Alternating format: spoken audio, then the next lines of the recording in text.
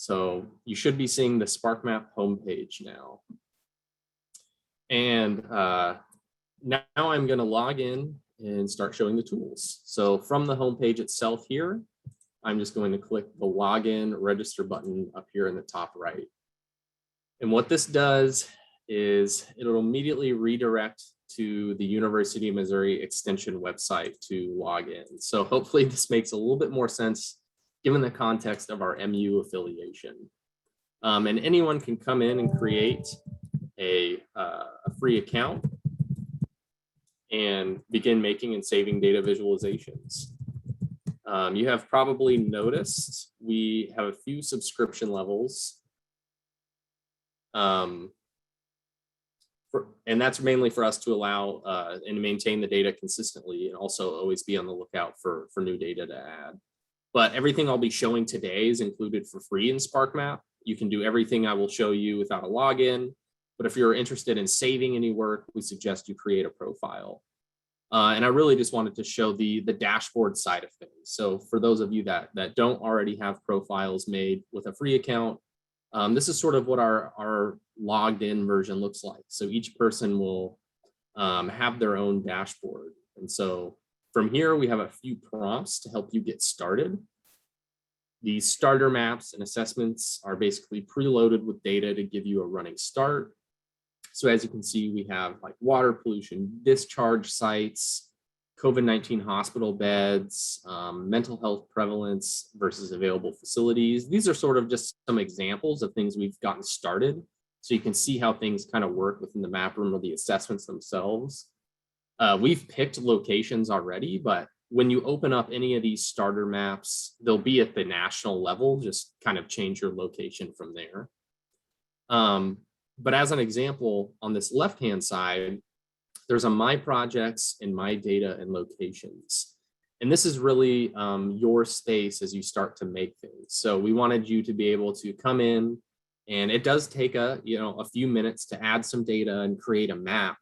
And we only want you to have to do that once. So from there, either within our assessments or our map room, you can save your locations, you can save the things you've created, and those will be back here in your dashboard under My Data and Locations or My Projects.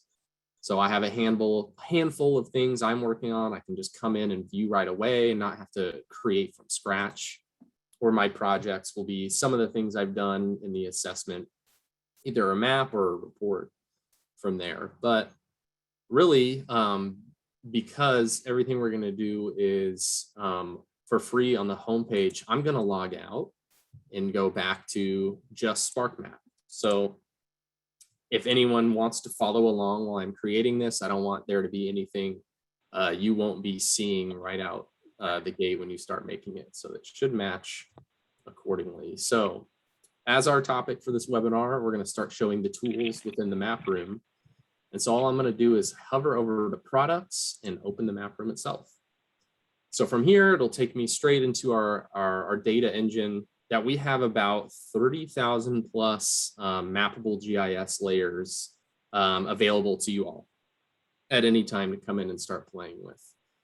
And there's a few ways to start accessing those multiple data layers. So from here, the first thing it has you do is start searching. Google has sort of conditioned us to be used to big search bars and start playing that way. But if you're ever interested about, the sources we get our data from, or just want to start funneling through some topics to see what's available, you don't know what you don't know as far as all of those data layers. So I even come into browse by topic from time again. And, we've tried to categorize those 30,000 layers into these 5 different categories here. So for instance, if I click on health, this little caret sort of drop downs into more topics. So if I wanted to know more about health related to children and families and physical activity, the more I start clicking on these carets, it'll start opening up into, these are the individual data layers themselves. So now I have the opportunity to see, all right, what are some of the things we're playing with here? I can click on these checkboxes and then add it to the map straight that way. Or as you can see, as I kind of hover over the data, this I button on the right starts to come to life. So if I wanted to know more about what this children aged 0 to 17 with asthma is, I can click on that I button and get a little bit more of a description. So oftentimes we'll collect, how was the data collected? What is the methodology? What was the release date, the release cycle? Who is it from? So now I know this is from the National Survey of Children's Health. And the most recent year I clicked on was 2018. And then each data set will have a pretty lengthy description about, the organization that collected it and how they did it. So when you're ever looking at a few different layers for a similar topic, it's always fun to come in and kind of look at those descriptions themselves. But I'm going to go ahead and click back and show the same with browse by source. So we spend a lot of time looking for new data and updating the data we already have, especially from national and secondary data sources. So if you're ever interested where exactly SparkMap gets their data from, this is the perfect list to start playing around in. Things like the American Community Survey, the CDC. Right now, we're uploading the Census 2020 data that was just recently came out. We're really excited to get that added. So for those on the phone right now that already have a subscription, we'll have that out as soon as possible for you to start playing with. But we also have things like county health rankings from Esri, the FBI, Feeding America, all sorts. So at any time, come in here and same as before, start clicking down those carrots to see what exactly we have and play with the data from there.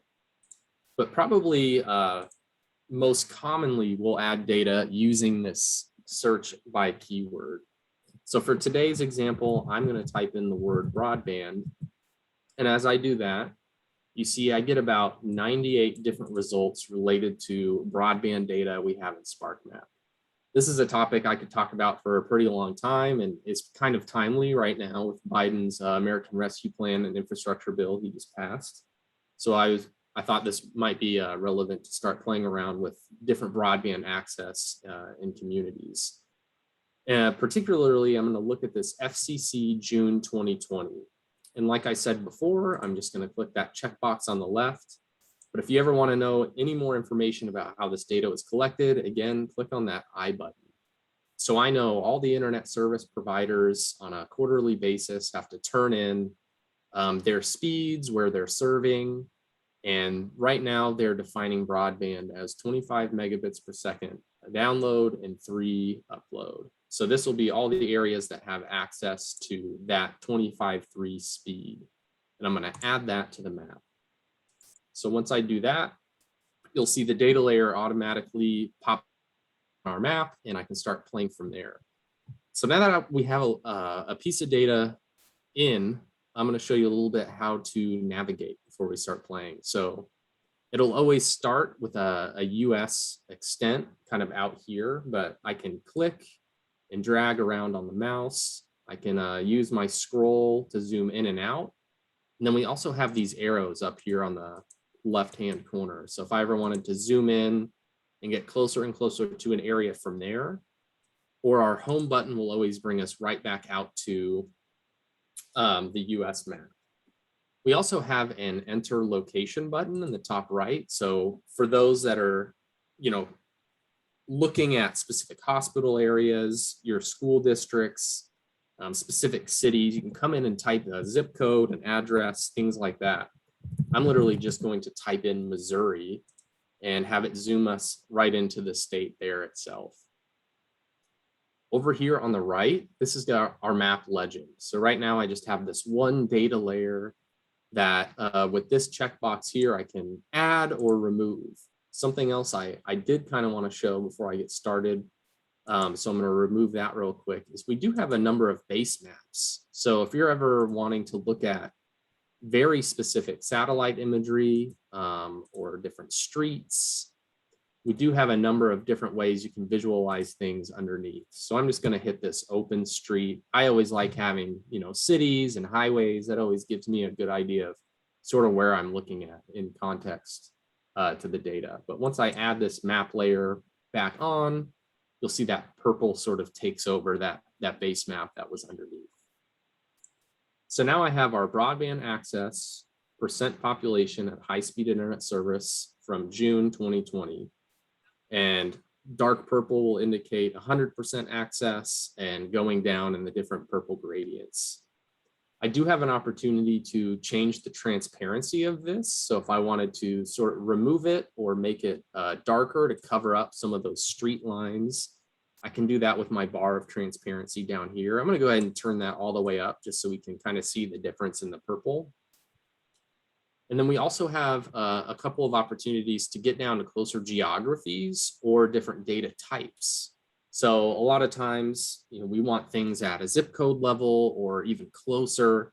And if our data is provided nationally at that level, we'll put it on the map as well. So for instance, this layer is specifically reported around counties, census tracts, or block groups. So if I wanted to change that data geography to census tract, you'll see I now have much more closer look at, the different tracts across Missouri and what we're playing with there.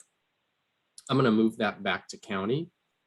And again, or I guess I haven't said this yet, you can click on the map to find out more. So if I wanted to click on a specific county in Missouri, I now have Wright County selected, and you'll get up much more information from here. So we collect a lot of metadata in the back. And by clicking on the map, you'll get that information. So now I know the total population from the 2010 calculation and the percentage with broadband access.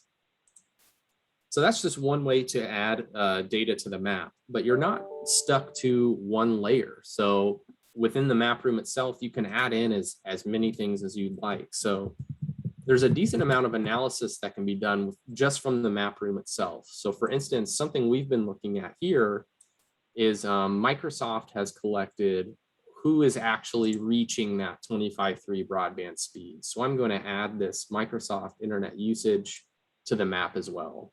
So you can see my legend over here on the right. I now have a second map layer, but I can't really see it. I can't see this blue over my purple.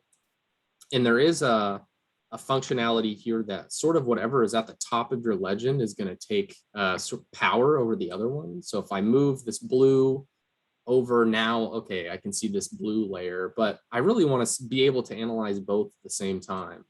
I'm just going to move this back down for the sake of this presentation. But for instance, something that can be done is we can label certain map layers. So as you can see, I have this label button over here on the right.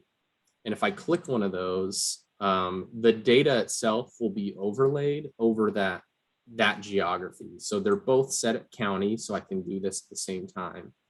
And I'm going to turn my blue transparency off. So now I'm looking at what the FCC is reporting as broadband access, and then the number values is what Microsoft is reporting areas that are even getting that 25.3 speed. So this is kind of interesting. In Missouri right now, we're really looking at this. For instance, down here, that same county I picked earlier that has 100% access to 25.3 speeds is really only 6% are getting that 25.3. So what's really happening there? That sort of starts to open up another conversation and some analysis we can do within the map room itself. And so I did just want to show a little bit of how the map room works before I really dive into the tools. So I'm going to go ahead and turn this label off, come back to the top, move my transparency back to normal. And now we just have our two layers at the Missouri level. So now we have a number of tools we can play with. And this is the main purpose of this webinar, is to really show what can be done within the data tools. I'm going to go through each one of these individually. So first thing we have is the ability to query data. So really with that opens up the possibility to start just asking questions within the data itself. So if I wanted to know specifically which counties have a specific metric, I can find that. But I'm going to add another layer to the map, which are assisted housing properties. And I wanted to show that, and specifically public housing in 2019. So not only do we have our purple and blue shape files, our polygon layers, which kind of take up spaces, we now have points on the map that are assisted housing properties. And I'm going to pick on another area just for the sake of this presentation. So I'm going to zoom right into Philadelphia. And now we have our broadband access and assisted housing properties that are public housing. And from the legend itself, you can click on these three dots in the top right to get more information, to remove it, or query right from there. But just for the sake of showing the information on this is from the US Department of Housing and Urban Development. It's collected annually, and we just most recently have 2019. You can find more information about how this is collected here. But if I click on one of these dots, I'll get that metadata like before. So now I know this public housing is called White Hill Apartments. It has about 250 total housing units. 91 were occupied in 2019. The average household rent contribution was $298, and the average federal rent contribution was $1,323. So always come in, click on the map, and get this other meta information, as well as the address here. So with querying this, all I have to do is either hit tools up here in the left, or at the bottom of our legend, there's a little tools section. And I'm going to hit query.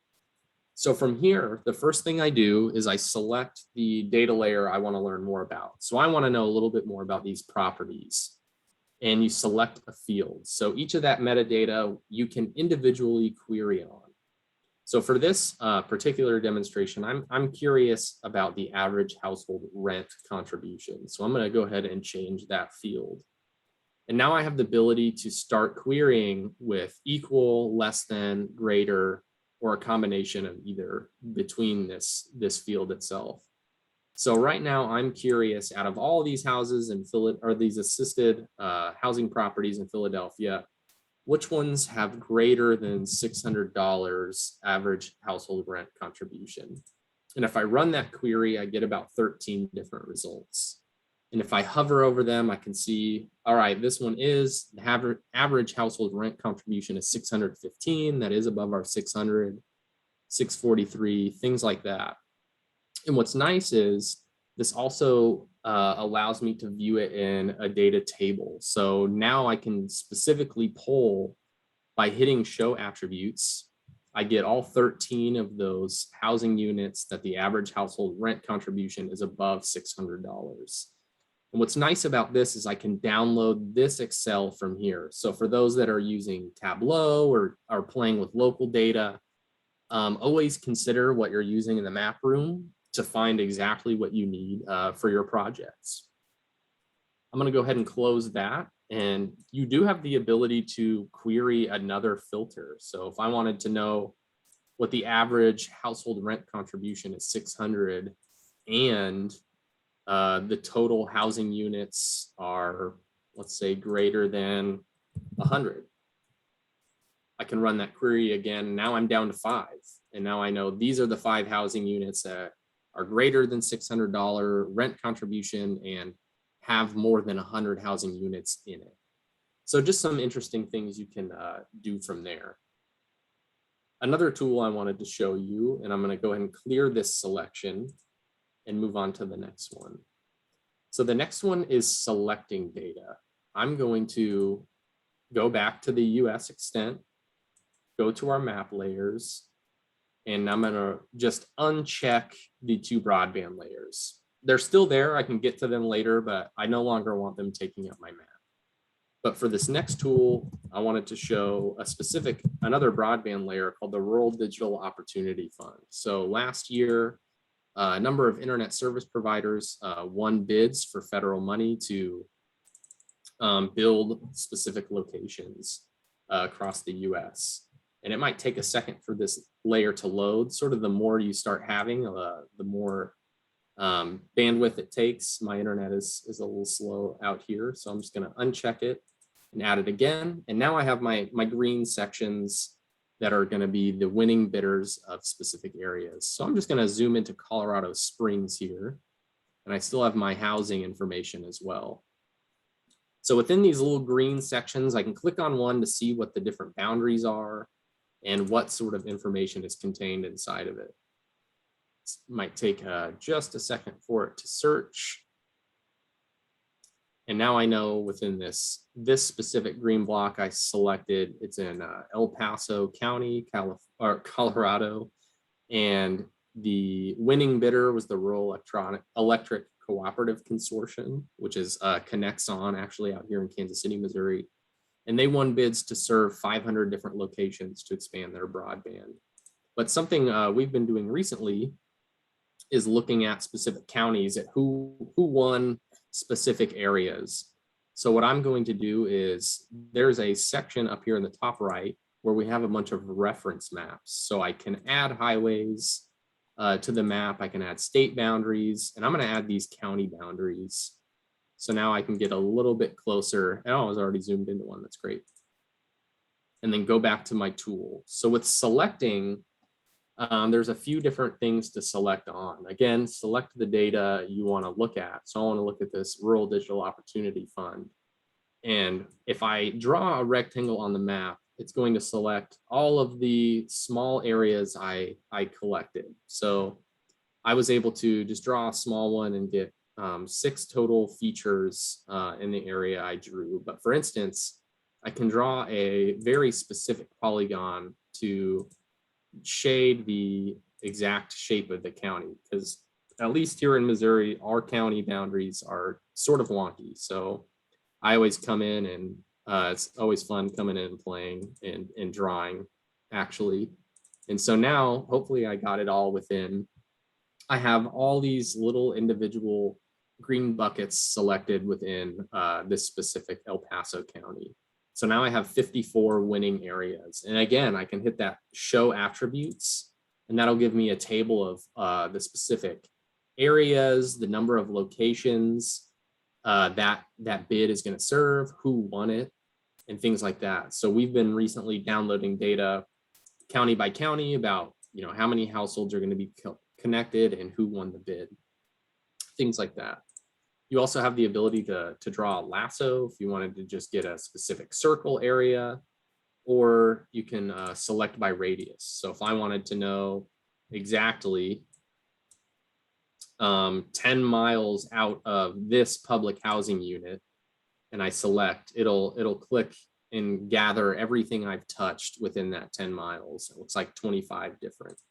I can also change that to any sort of combination, 100, 1, 50, things like that. That is the select data tool. The next one I am going to show is the measure tool. So from here, what's nice about this is if you ever need latitude and longitude coordinates for specific points like hospitals or schools, you can click a geographic coordinate and we'll provide that latitude, longitude in different elevation zones down here in the right hand. We also have the ability to measure paths. So something we've been doing recently is seeing, how far are public housing to farmers markets, or how far are bus stops to, like public transportation to a grocery store. So you can imagine there being another plot over here. When I click, I can see, oh, that's 0.623 miles, the feet, kilometers, and elevation. I forgot we're in Colorado, so elevation might be a little crazy everywhere over here, but just another sort of way to look at things. We also have the ability to measure an area. So if you're someone who's looking at a hospital region, specific farm, or for this demonstration, I'm going to see what is this, measure the area of this Palmer Park in Colorado. So again, I'm going to sort of wow, this is already kind of wonky. I'm going to clear that one, start again. Try to get a little boundary in here. Maybe if I had more time. I picked a really bad spot to draw on. This kind of works. I'm going to double click in that, but from here I can always change where these lines go. But now I know within this area how many acres it is, square miles, things like that. Oftentimes our agriculture sectors will come in and use the measure area and start measuring different plots, or if they're looking at buying properties, things like that, they can come see the different areas from there. Going back to the tools, we also have the ability to mask. So I'm going to go back to our map layers and zoom out a little bit and add in, actually, I'll just look at this purple one. So say you're reporting on a specific set of counties that you wanted to drop into like a PowerPoint presentation, for instance. Or if you were going to share this map with someone else by sharing this link or exporting it here at the top, you could always mask surrounding areas, either by state. So if I wanted to just look at Colorado and I zoom out, I no longer have the rest of the US to look out. It's just going to be Colorado. That way, you sort of just focus on one space.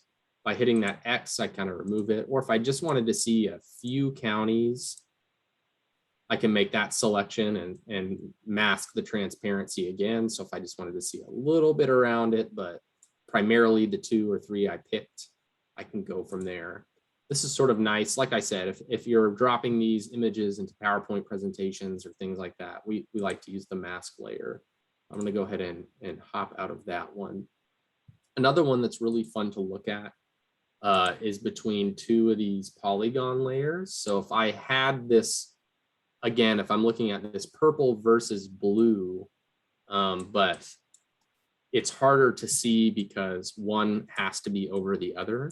I'm going to zoom back into Missouri for this one. Something we do have is a swipe layer. So if I hit the swipe, it'll automatically separate the 2. So if you're ever looking at like different examples of, income versus poverty, things like that, you can always come in and see and click again. Here's my broadband usage for that layer. But when I swipe over, it changes. Just a couple different ways to view when you're getting closer and closer to seeing how things change. Or for instance, with this 2020 census data, we'll probably layer the 19 on one side and the 20 on the other and sort of just see how things changed from there. You can make it horizontal, or you can do a scope swipe. So if you wanted to just zone in on a specific area and see how things changed. I like coming in and playing with this one. It's always fun to go with. And then from there, we also have how friendly walking is in specific areas. This has a very specific methodology from walkscore.com. It's a little bit lengthy to go through, and so I'm going to leave this one alone for this demonstration. But if you're ever looking at specific neighborhoods and just want to see the walkability score or around your healthcare areas, schools, things like that. We also have a number of, I'm going to uncheck these. Before I open these up to questions, I did just want to share, we do have a number of footprint tools. So like I mentioned, we're a research institution over here at the University of Missouri. And if we can do custom calculations, we really like to, and start to build different layers based on social determinants of health in areas and see how things start to correlate. So for instance, one of the most recent ones we made was this COVID-19 vulnerability footprint. So because we have all this data at our fingertips to map, we were able to start to build some thresholds between a few layers. So obviously when COVID first came around, everyone was scrambling to see population density versus uninsured population and population age 65 and older. And so this was who was most vulnerable to COVID-19, and it's still current. We update this daily with new cases. And so really in dark red is where it meets all of the thresholds. So there's small pockets I can click on. For instance, down here in South Missouri, it's going to take a second to load. And I can find out more information about the values of each of these individual ones. But if it's just population density, you'll see it in blue. If it's just uninsured population, you'll see in yellow and purple for population age 65. So when I click on Wright County, a specific census tract, I see the population, the density, the percent that's uninsured, and the percent that's 65 or older, and start to make some assessments there. You can always change the actual thresholds too. So if you wanted to sort of look a little bit closer at specific areas, but I'm going to just zoom into the Kansas City area. And you can really tell it's census tract by census tract. But like before, we have sort of this quick report option. So if I hit that, it's going to start doing some calculations on the back end to create a separate page that I can download as a PDF or print around those areas that were in dark red that met all of those threshold requirements. So these were the individual census tracts. And from there, it'll calculate the total population by race, ethnicity breakouts, gender breakouts, age groups, and then the different federal poverty levels, if there's a linguistic isolation, and then the uninsured population. So just a sort of another way to view the data.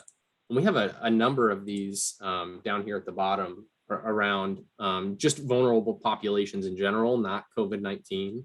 So neighborhoods of high poverty and low education, or community demographic mapping, demographic profile of your community, if you want to just see, a lay of the land, or this location opportunity footprint. So this is affordable neighborhoods with grad schools and job opportunities, sort of a look at a workforce development or economic development standpoint. So I mentioned careshq.org earlier.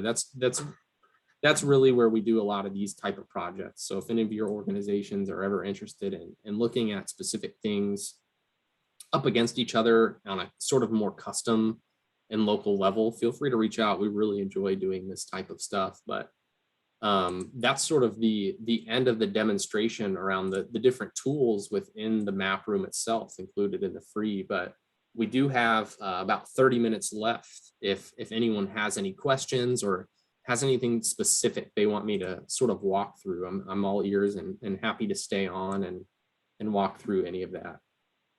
So I'll go ahead and open it up now.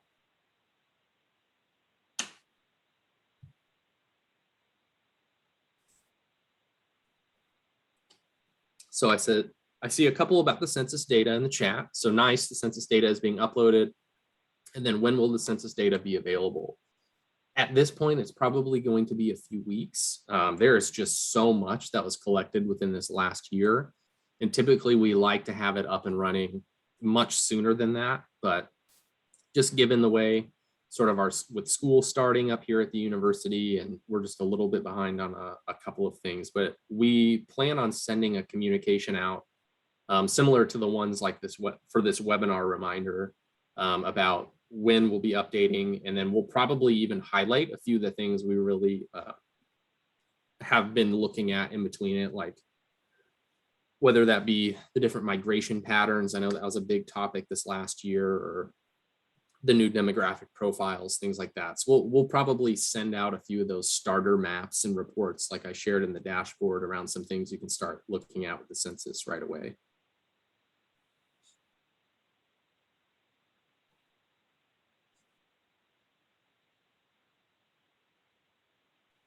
All right, got another question. What about copyright permissions? If we want to share the data we visualize in maps or reports, what are the rules for copyright if SparkMap maps or reports are used shown in media? That's a great question. So you actually reminded me, I didn't even really get to finish my full demo.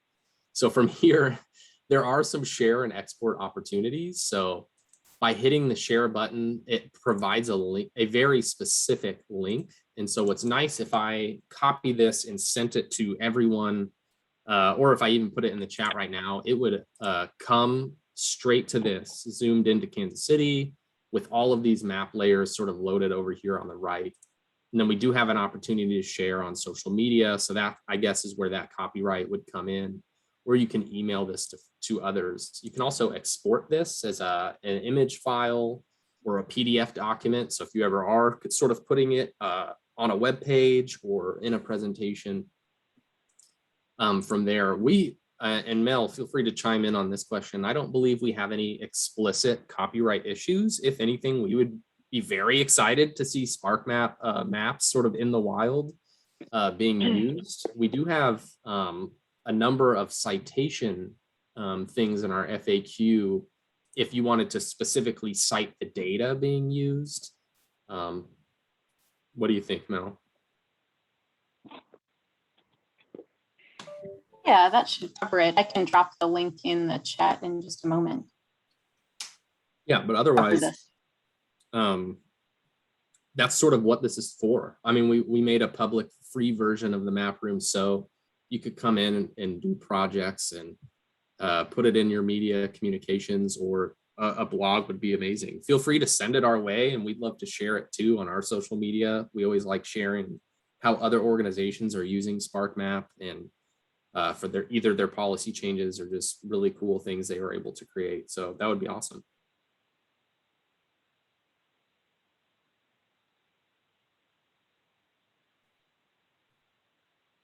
Any other questions or specific things I can show while you've got us?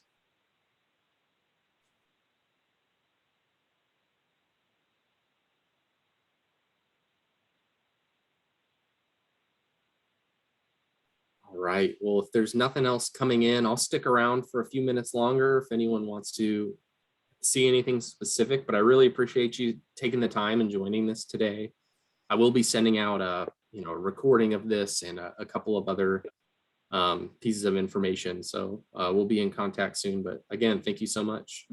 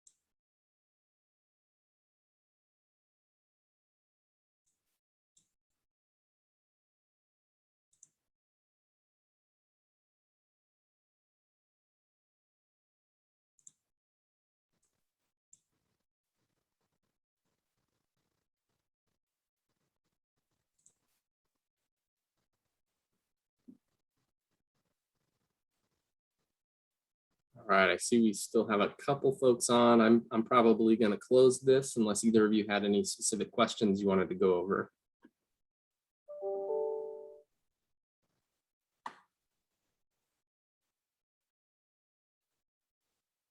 All right, well, thank you to you both for joining, and we'll talk soon. Thanks.